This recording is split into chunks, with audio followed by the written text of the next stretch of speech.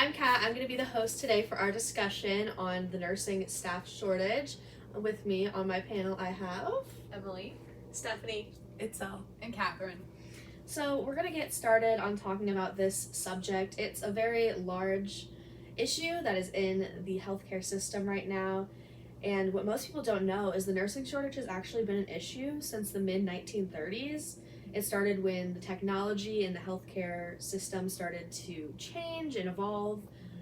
People needed to know how to use that machinery now. People started getting more healthcare because that was just what the times were. People were learning that you have to take care of yourself. You can't just hope things get better. We also saw a lot of nurses go overseas for the wars that happened in that time period. And we found from these periods of time where we're having this change that it wasn't necessarily the fact that there wasn't enough nurses.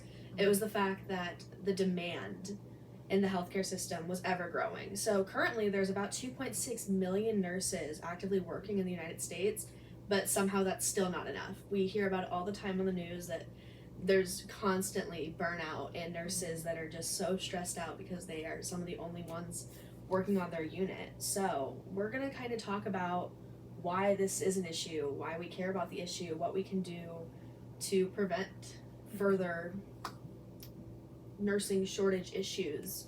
So why don't we go ahead and get started and talk about why this is an issue that we should care about.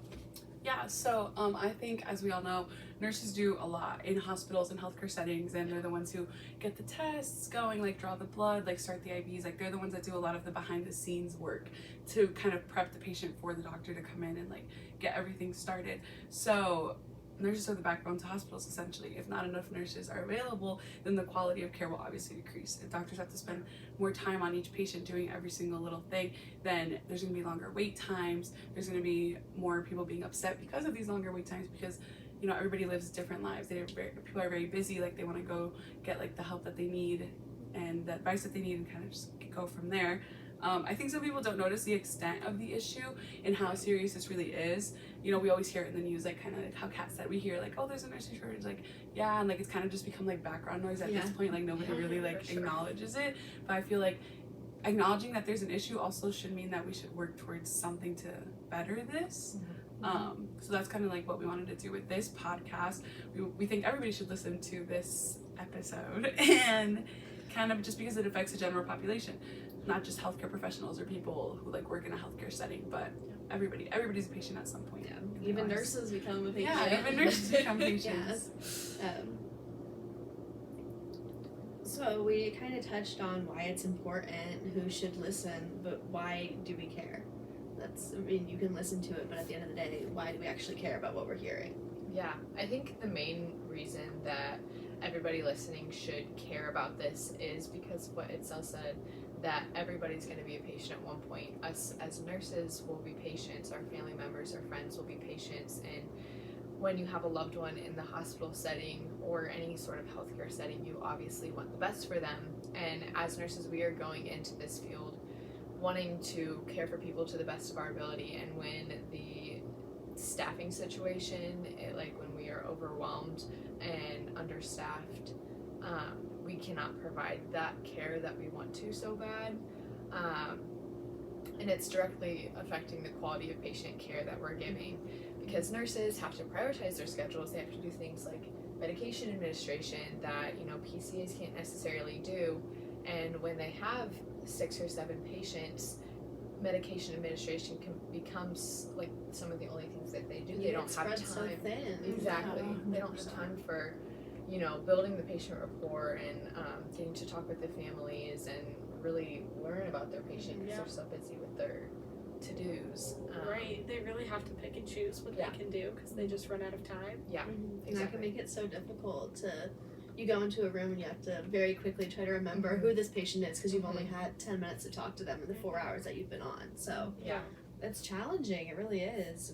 I think anyone in a hospital setting or medical setting at all, like you want your healthcare provider, you want it to seem like they know me, like they care about me. But when you're spread so thin, how are you supposed to make those connections? Exactly. And it's not just a news issue, it's a personal issue because You know, with the baby boomer population, these are now our grandparents or parents, and so it's personally affecting, you know, our families and our friends, and that's why I think it's so important for everybody listening to care about this topic and not just let it blow over their heads. So we kind of talked about why everyone should care. What are the effects that we're actually seeing in the healthcare system? We talked about how, yeah, it's really hard to spread them, but how is that actually affecting our patients and our nurses? Yeah, so for the nurses, I know that they are a lot more strained in their work. This is, as we were saying, due to the aging population. The baby boomers was a big generation, and they're getting a lot older, and also recently, like the COVID pandemic, as we mentioned, also put a lot of more stress on the nurses, and also because of our increased healthcare advances, people are surviving longer, so there are higher numbers of patients. And then as people get older, they tend to have not just like one main problem, but they have like multiple comorbidities, and often this could be because they don't want to come into the workforce because they know that we're so stressed, and they don't get the best care, so maybe they just put it off coming in, and this is like something that we could work on. So just them coming in with more things that they need taken care of can cause more stress on the nurses, and this ultimately leads to a bigger nurse burnout rate.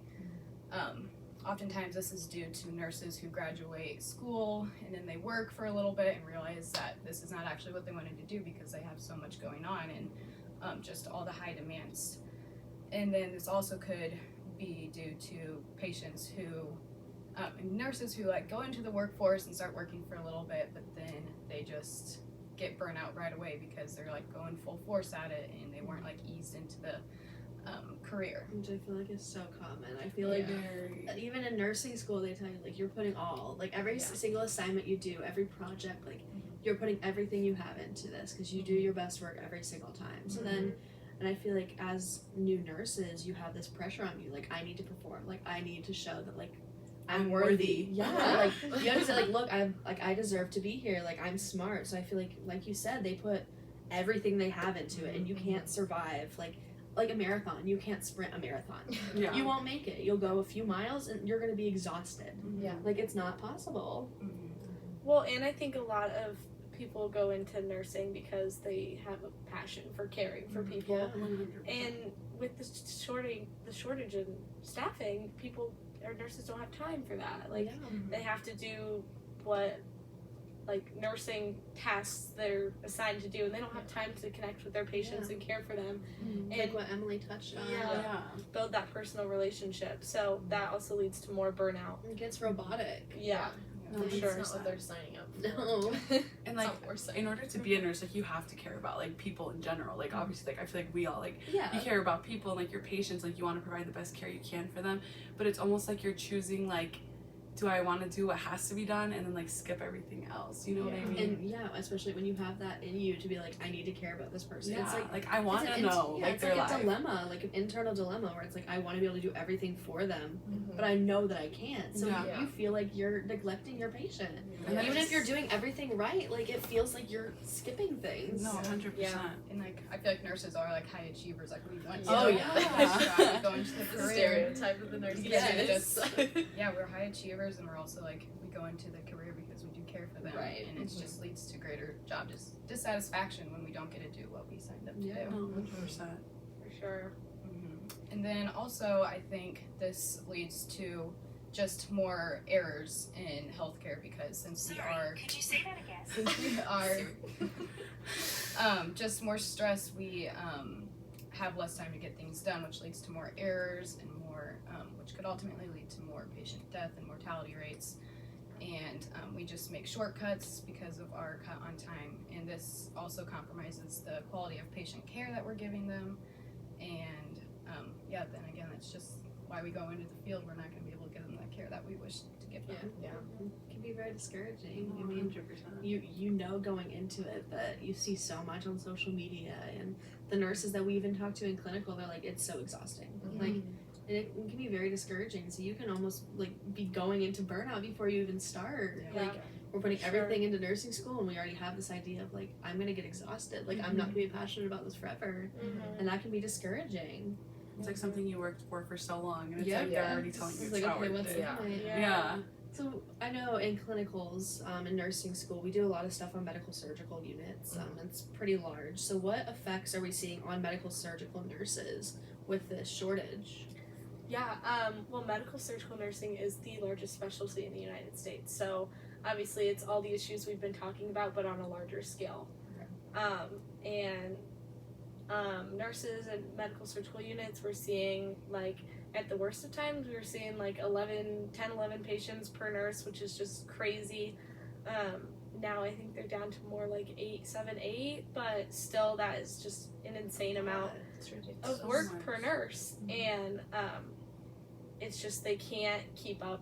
It's a lot of what we've been saying, but they can't keep up that personal relationship, and medical surgical nursing in particular is such a broad range of conditions, age of patients too. So like they have to know how this applies to a 25-year-old and how it applies to an 85-year-old. Yeah. Which is just so different. And I think we can't expect med-surg nurses to know everything about every condition and every age and every patient. So they'll spend more time consequently looking things up, talking to other nurses or doctors, and Trying to educate themselves. trying to and, like, educate make themselves a good nurse. Yeah. right.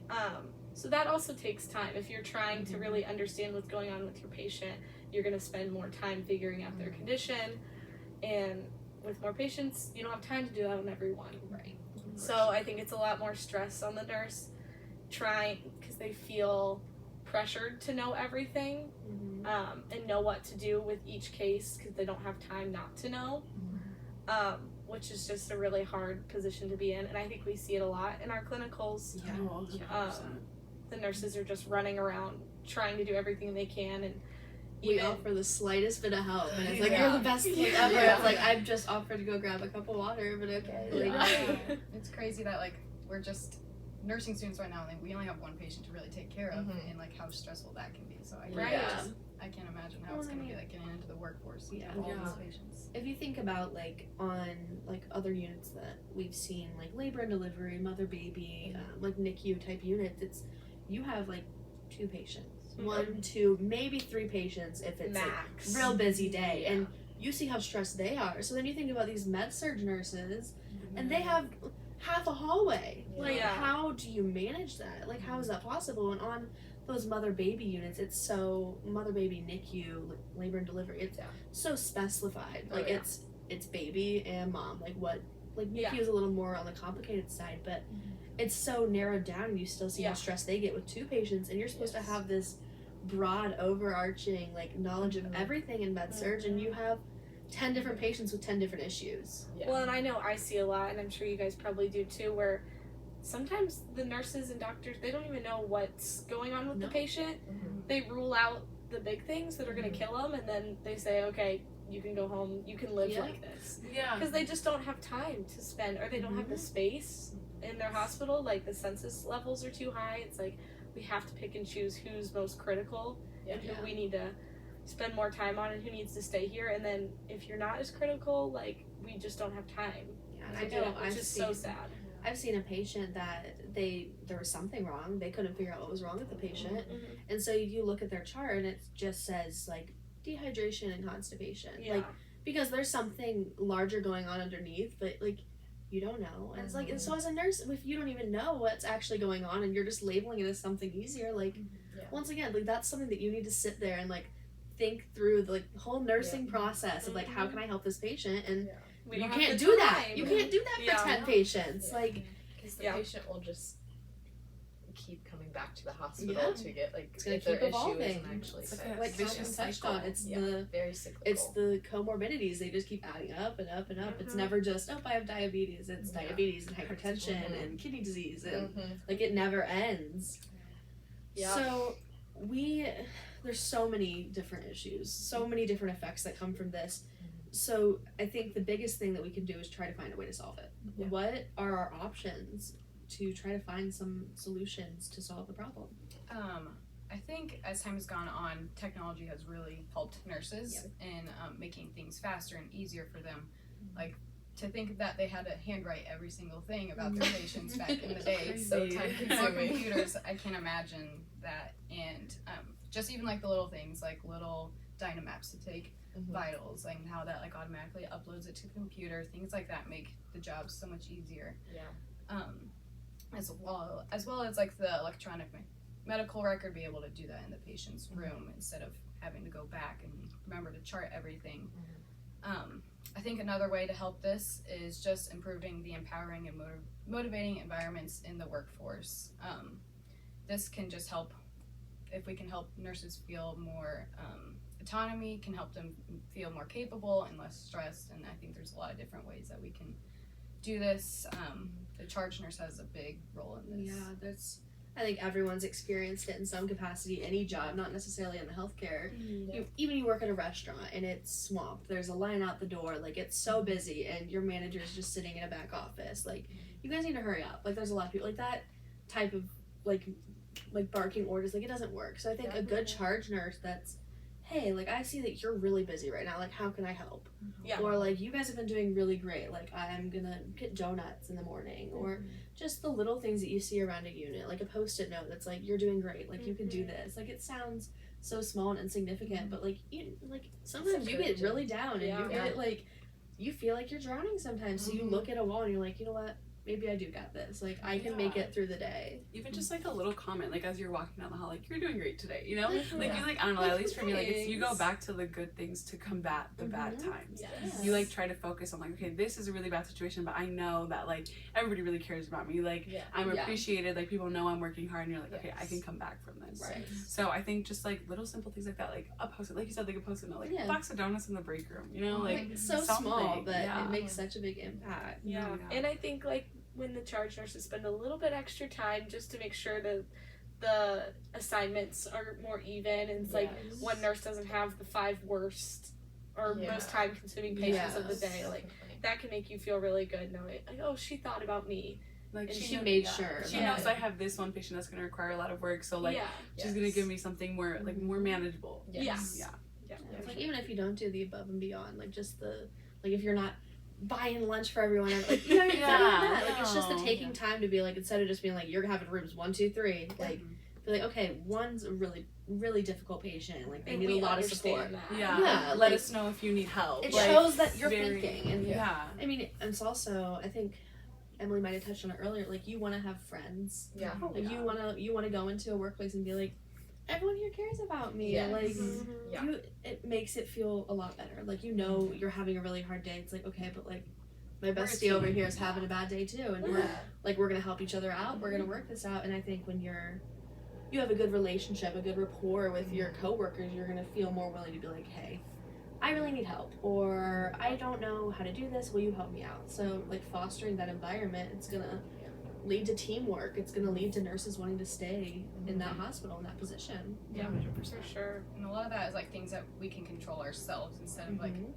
there's a lot of things going on that you won't be able to control, but you can Yeah. control your attitude and just like your positivity, because you do see like those nurses who talk so bad about their days and their patients, like, man, I don't want to go into the Right. profession, like feeling like that about it. So like, just staying positive, like trying to spend time to get to know your coworkers and just building that relationship with them can be really uplifting and motivating. There are also other like federal legislation programs that are trying to increase funding for nursing education. One specifically called Nursing CAS is trying to ensure that all vacant seats in nursing schools are being filled to meet the nation's need for the nursing shortage. And there's just a lot of schools that are using programs like this to help increase the nursing capacity, and I think this will also help. Which is incredible. I know. I mean, even our class, we started out with so many people, and there's so many that even after like a semester, they're like, like this wasn't for me, and there's nothing wrong with that. But then it's okay. Well, we have 30 open seats now. Like there's 30 more people that can come join, and there's plenty of people in our cohort alone that they decided, like, they started in whatever biology or something. They're like, I think I really want to be a nurse, and like they have that experience, they have that passion, fill the seat, like right. They can make a big difference. I mean, nursing schools are hard to get into, which I think we've talked about a lot in lecture. Even there's only so many clinical sites, so they can only take the select handful, but there's so many more that are willing to be nurses if they're given the opportunity. So we talked about some of the solutions, and a lot of things, like you mentioned, are things that we can do ourselves. We can kind of talk to our coworkers and start implementing these. So how will we benefit if we start focusing on this topic and focusing on making a change?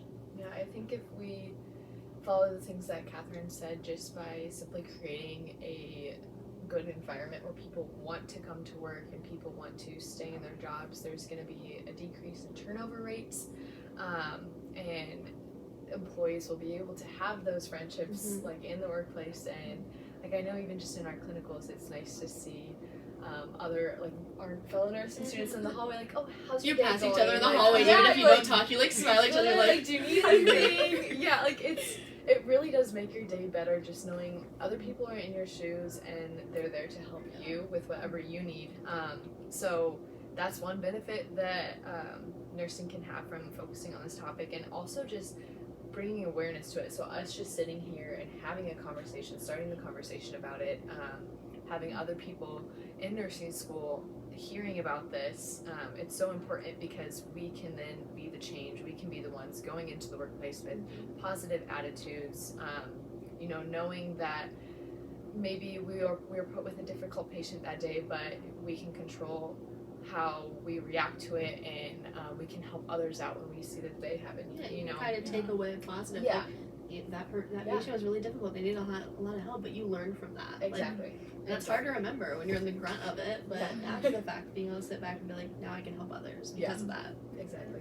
And then when there's, more encouragement like that, nurses, we are going to be happier in our jobs, and with happier nurses becomes happier patients, and we're better able to make their hospital stay or doctor's visit or whatever our interaction is with them, we're able to make that maybe a little bit better, because let's face it, being in a hospital is not ideal. Nobody wants to be there, but as nurses, I know just from my personal experience and like family and friends, when they're put with a nurse who you can tell cares about them, my parents will still talk about some of their favorite nurses that they've had in hospitals, and it that's makes an impact. Yeah, and that's the reason that we want to go into nurses. We want to make an impact on people, and we want to be that bright light in their difficult time. So I think that, again, just by focusing on this topic, we can be that change. Yeah, for sure. So we definitely have so much potential. Like, the new nurses, we are the next generation. So if we start learning now, these are the things that we can teach ourselves. We can learn to, in nursing school, learn to manage at-home life versus work life, and learn good communication and coping skills. We can bring that into the workforce, and we can make that impact. So if we do make this impact, or if we don't, what does the future of healthcare look like? What does the future of nursing shortages look like?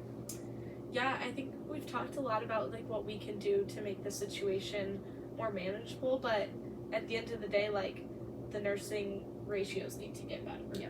Because this can't continue forever. Nurses can cope for a little bit with the high patient to nurse ratios, but we'll need to eventually fix the problem. And I think the first step in that is just what we're doing, starting the conversation about it, getting more recognition about it, and then there's nothing us as nurses can do except what we've said, have a positive outlook on it, know that it will get better eventually.